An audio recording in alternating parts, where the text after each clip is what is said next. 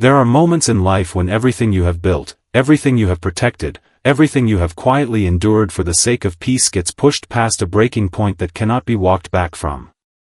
I had been patient for years. Patient when they ignored my letters. Patient when they dismissed my concerns. Patient when they treated the road my grandfather had paved with his own savings like it was community property that belonged to everyone except the family who built it.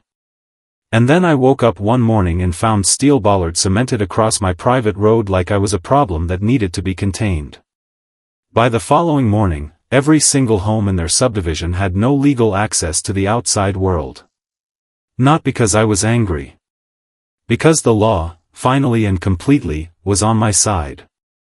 If this kind of story moves you, if you believe that patience has a limit and justice has a way of finding the people who deserve it, please like this video right now and leave a comment telling us where in the world you are watching from. We read every single one. Share this with someone who needs to hear a story about standing firm when everything around you is pushing you to give up. And if you have not subscribed to Karen Stories Daily yet, please do it now so you never miss a story like this one.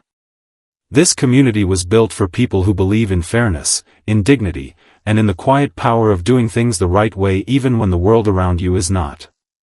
Now let me take you back to where this all began, because this story did not start with steel bollards. It started with a road, a family, and 60 years of history that one HOA board decided did not matter.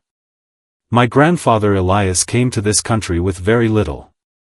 He worked construction for decades, saved carefully, and eventually purchased a piece of land on the edge of what was then a quiet rural area outside the city.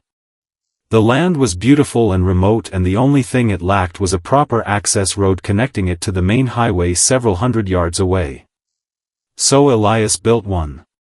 He hired contractors, paid for the grading and paving out of his own savings, and created a road that ran from the highway across a narrow strip of land and onto his property.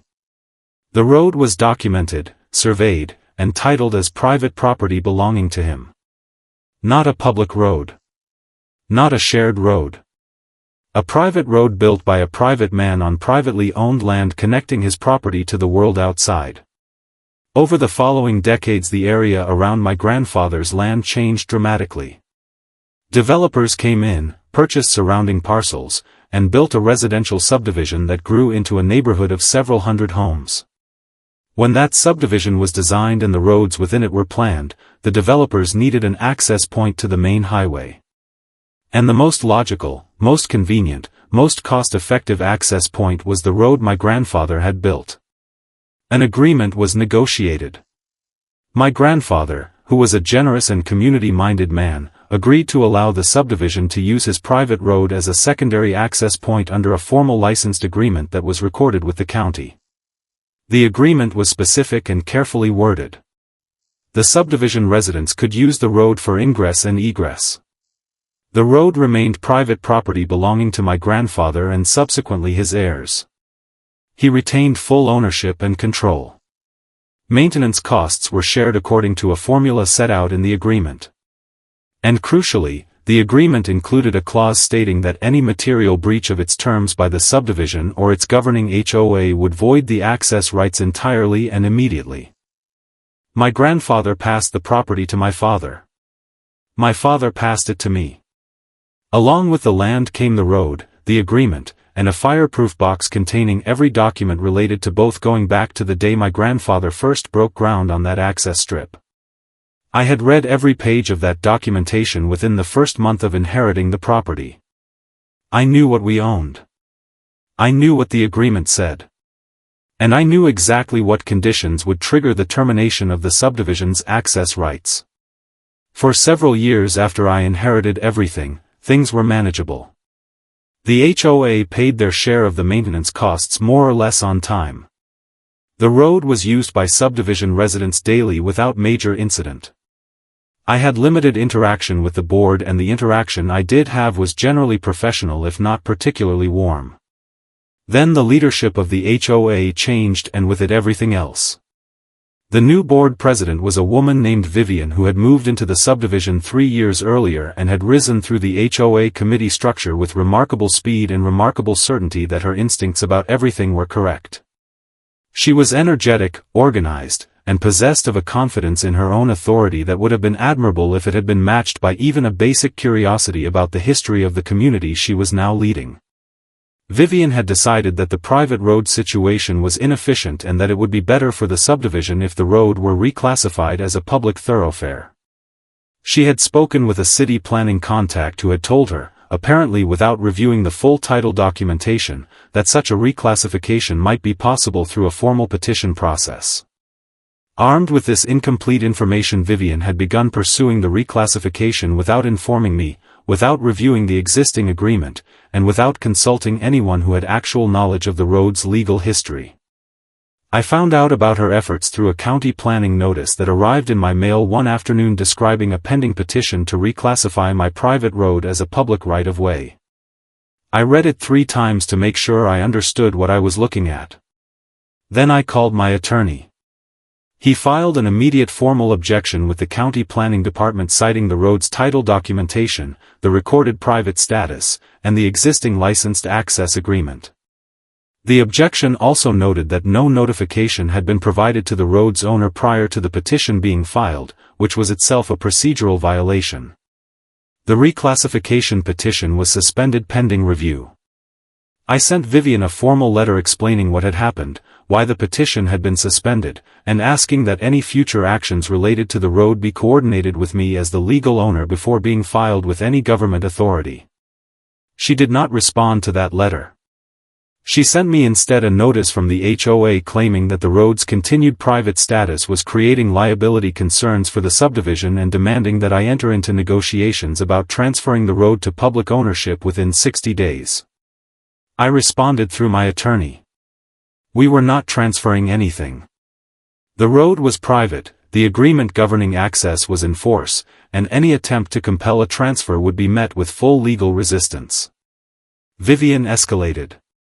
She began spreading information through the neighborhood suggesting that my family had been obstructing community access for years and that the road situation was an injustice that the HOA was working to correct.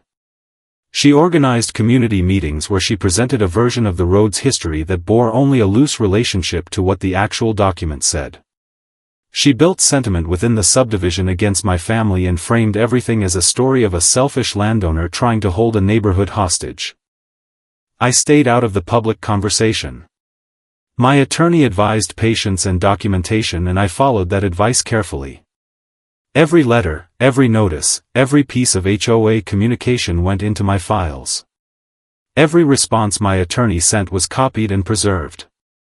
I was building a record with the same care my grandfather had used when he built the road itself.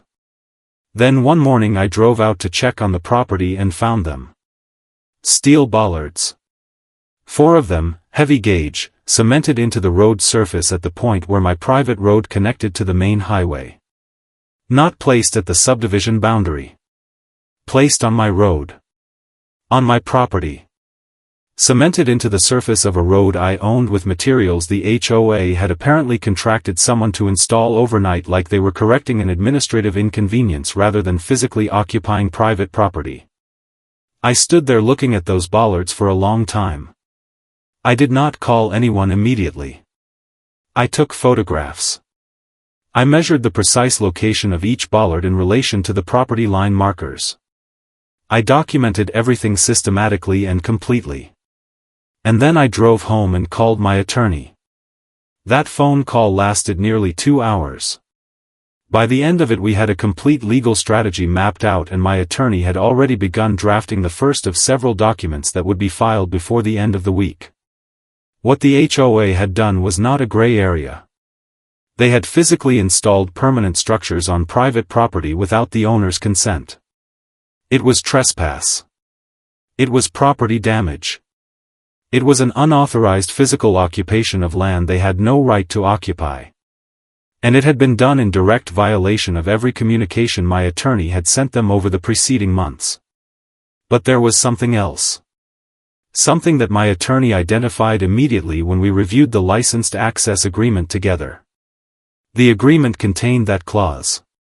The breach clause. The one my grandfather's attorney had included decades ago with the foresight of someone who understood that access privileges needed to be protected by real consequences. The clause stated that any material breach of the agreement's terms by the subdivision or its governing HOA would void the access rights entirely and immediately. Installing permanent structures on the road owner's private property without consent was not a minor procedural misstep. It was about as material a breach as anything the agreement's drafters could have imagined. My attorney prepared a formal notice of breach that was served on the HOA, their attorney, and filed with the county recorder's office within 48 hours of the bollards being installed. The notice stated clearly and with complete legal precision that the HOA's unauthorized installation of structures on the private road constituted a material breach of the licensed access agreement, that the agreement was therefore terminated effective immediately, and that all access rights previously granted to the subdivision under the agreement were void. In practical terms, what that meant was exactly what it sounds like. The subdivision's legal right to use my private road no longer existed. The road that connected their neighborhood to the main highway, the road that every one of their several hundred homes depended on for daily access, was now legally closed to them. I had the bollards removed by my own contractor the morning after the notice was filed.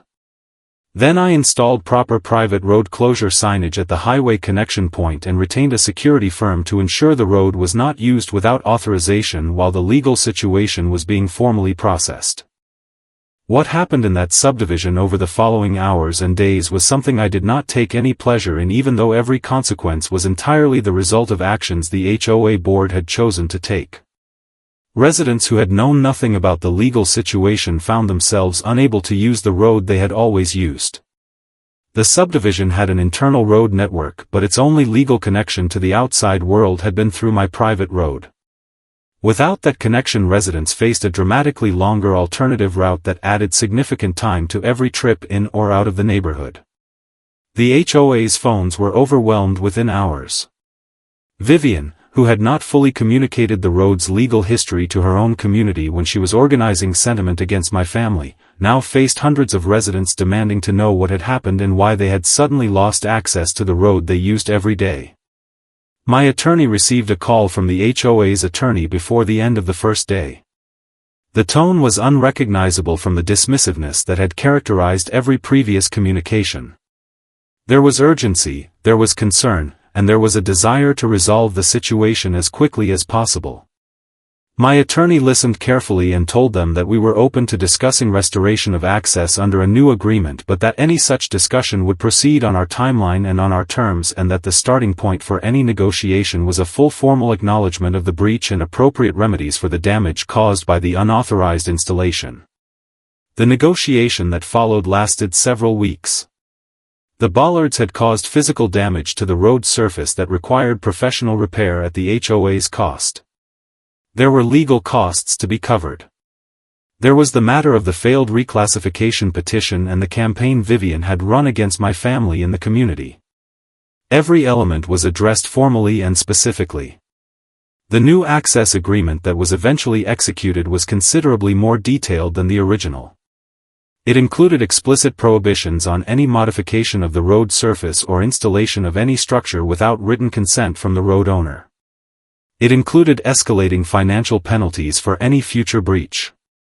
It included a formal acknowledgement by the HOA that the road was private property and had always been private property. And it included a provision requiring any new HOA leadership to be formally briefed on the agreement's terms within 30 days of taking office. Vivian did not sign the new agreement on behalf of the HOA. She had resigned from the presidency before the negotiation was complete. The circumstances of her resignation were handled internally by the board, and I did not involve myself in that process. What happened within the HOA's own governance was their business. What happened on my road was mine. The day the new agreement was executed and access was formally restored, I stood at the highway end of my grandfather's road and thought about him for a long time. About the man who had come to this country with very little and built something that outlasted him by generations. About the care he had taken to document everything properly and the foresight he and his attorney had shown in building protections into the original access agreement. About the fireproof box sitting in my office containing 60 years of documents that had made everything that followed possible. He had built this road with his own savings because he needed a way from his land to the world outside. He had been generous enough to share it. And he had been wise enough to make sure that generosity could never be taken for granted. I had not put those bollards up. I had not started this conflict. I had not wanted any of it. What I had done was exactly what my grandfather's careful documentation and my own years of patient record-keeping had made possible. I had waited until the moment when the law was completely and unambiguously on my side, and then I had used it precisely and completely. The road is still mine. The agreement is still in force. The subdivision still uses it every day, and the residents who go in and out on their morning commutes have no idea about any of what happened or about the family whose land they cross twice a day without thinking about it. But somewhere in the HOA's filing system there is a document that every new board president must read within their first 30 days of taking office. A document that explains in careful and specific language exactly what this road is, who owns it, what rights have been granted, and what happens when those rights are treated carelessly. My grandfather built that road. And in the end, exactly as he had intended, it remained exactly what it had always been. His. And then mine. And no amount of cement and steel could change that simple and permanent fact.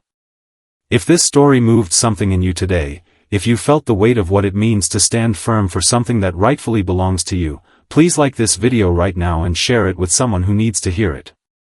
Leave a comment below telling us what moment in this story hit you the hardest. And before you go, write just one word in the comments that describes how this story made you feel. Just one word. I read every single one, and they mean more than you know. Subscribe to Karen's Stories Daily if you have not already, because stories like this one are what this channel was built for. Thank you for being here. Thank you for watching until the end.